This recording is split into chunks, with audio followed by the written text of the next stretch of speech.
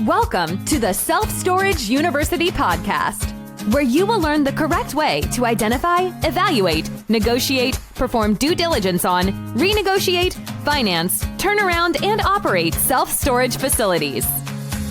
And now, here is your host, a partner in one of the largest real estate portfolios in the U.S. with nearly $1 billion of holdings, Frank Rolfe.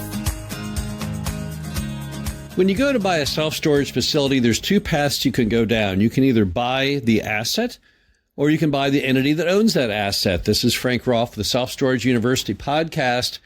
We're going to be talking all about just that. Should you buy the asset or should you buy the entity?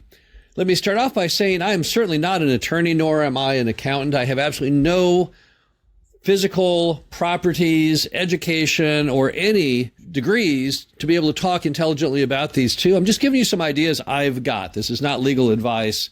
This is simply things that I have heard or learned over the last 25 years of being in the real estate business that I think would shine a little light on the debate between buying the asset versus the entity. But you certainly should talk to your own lawyer or accountant before making any kind of final decision. All right, the first thing you've got is when you buy the asset, what you're doing is you are actually buying the property, and you close at a title company, and at the title company, they give you title to that property, and it is then forever yours, encumbered by whatever mortgage you have on it. So that self-storage facility, that is owned by you, technically, for all the world to see on the property tax records. But when you buy the entity, it's a little bit different. What you're doing is you're buying basically control of the stock of whatever kind of entity owns that self-storage facility. It might be a limited partnership, might be a sub-S corporation, whatever the case may be. Instead of buying the asset, you're buying the entity that owns the asset. And that's what makes the huge difference between doing the two. Now, why is one better than the other? Well, if you boil it down from talking to attorneys and pondering it, when you buy the entity, the problem is you are inheriting the debts and liabilities of that entity. And that can be a little scary because, of course, you don't know the whole story behind that. Let's say, for example, you were buying a self-storage facility and you were buying the entity as opposed to the asset. And somebody in that self-storage facility, let's say the manager, was being accused of sexual harassment of perhaps the assistant manager. What happens is when you buy that entity, whatever liability that entity has towards this sexual harassment claim, you inherit that too. The clock doesn't stop. When you buy an asset, you don't inherit those types of items. So the big holdup in buying the entity as opposed to the asset simply comes down to the fact you are stepping into somebody else's shoes and you don't know where they've been in those shoes. Now, many self-storage facility owners are good people, but as we all know, even in today's world, being a good person doesn't shield you from lots of crazy litigation. So there's every possibility that lurking out there somewhere that you will not know and cannot possibly detect, there's something that can come back and cause you problems when you buy the entity. No one can actually give you 100% assurance of that. Even if the seller tries to tell you, no, I've done nothing wrong, and no, if a problem ever comes up, I'll stand behind that. You don't know that, nor can you actually make that happen. So that's the big issue, is inheriting those unknowns, those things that you can't find. Now, the next problem you have when you buy an entity over buying the asset comes from the world of banking, because most banks know of these risks. So when you go to the bank and say, hey, I need to borrow money to buy the entity that owns a self-storage facility, they're not real happy with that idea, because their concern is if you buy that entity, are there things that you don't know, which now the bank certainly doesn't know, that could mess things up, and that they therefore may not get their regular mortgage payment, or even worse yet, their capital at the end of the movie. So another issue you're going to have is with your bank. Most banks will only do a loan when you are buying the asset. They will not do a loan when you are buying an entity. And some who will do a loan if you're buying the entity but not the asset, they're going to do it at a far lower loan to value to protect themselves.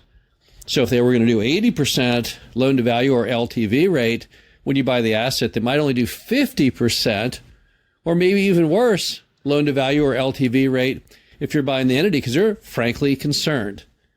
They have the same worries and problems that you should probably have in buying the entity.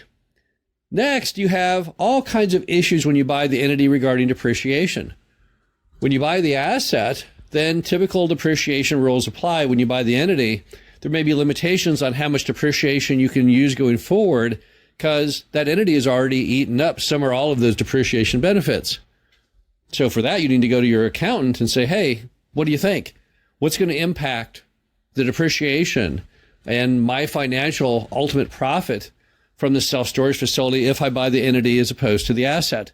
Which then begs the question, if buying the entity is always inferior to buying the asset, if buying the asset is the classic gold standard of buying a self-storage facility, then why would anyone ever do it?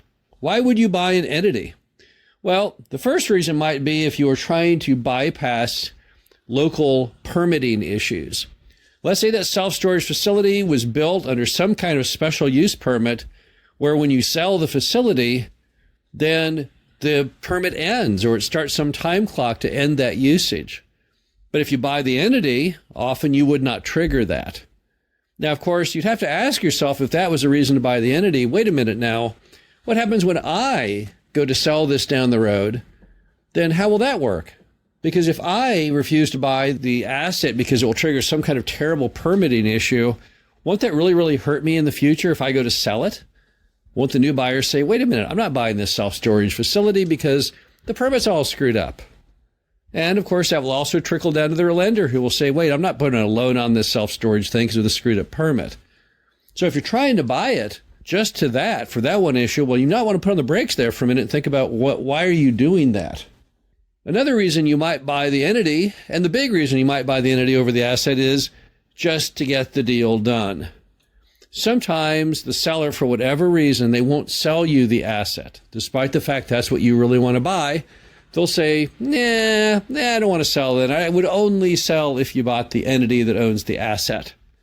Now, if that's the case, you'll have to make a judgment call. Does this have everything else in good working order that you really, really, really want to buy, and you want to buy it so badly that you'll buy the entity?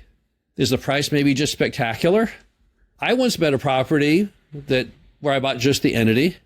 It was a crazy deal. It was a zero down deal.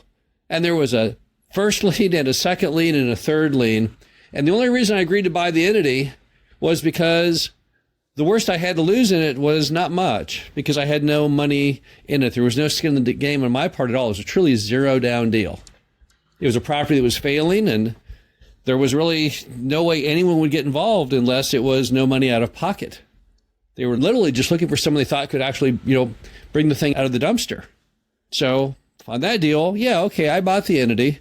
But again, I didn't have to put out any money towards buying the entity. But it's up to you. It's your choice. If you see a thing in a self-storage facility that you say, oh my gosh, at this price, I can't go wrong. I understand the risks of the entity and buying the entity, but by heavens, I'm going to go ahead and go forward anyway, knowing full well what I'm doing. Well, then that's just a general business decision. It would be no different if there was some other issue like floodplain or something that also concerned you. When we make decisions on buying a storage property, there's many things that go into that decision. It isn't just one item. It's not just asset versus entity purchase. There's a host of other things. And if everything else points to positive and you say, well, I understand the risk, I'm going to do it anyway, well, that's fine. Also, if you're going to buy an entity, make sure that you do hire an attorney or someone to help you try and minimize what your exposure is. In some states, there may be tricks, things that you can write into the agreement that will protect you should something pop up. And there are additionally places you can search for looking for outstanding litigation that may have been filed or other issues.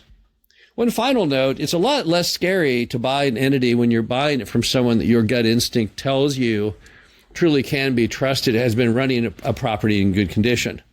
Everyone knows what it's like when you go to a mom and pop storage facility that is very, very poorly run. You know there's all kinds of things you don't know because no one's really been minding the store. And that's where you would probably have the greatest risk, if there was any risk to your entity, is simply because no one was ever taking advanced precaution or being proactive to stop those things from happening. But if you're buying from a mom and pop that appears to you to have a fairly well-run property, then definitely crossing all their T's and dotting their I's and building a good paper trail in every occurrence, that would definitely give you a little greater comfort in that concept. But once again, anything you do when you're buying an entity, do seek proper legal counsel and accounting counsel just to make sure you know fully what you're getting involved in. This is Frank Rolfe, the Self Storage University podcast. Hope you enjoyed this. Talk to you again soon. Thank you for listening to the Self Storage University podcast. Be sure to visit us at ssupodcast.com, where you can learn the correct way to identify, evaluate, negotiate, perform due diligence on, renegotiate, finance, turnaround, and operate self-storage facilities.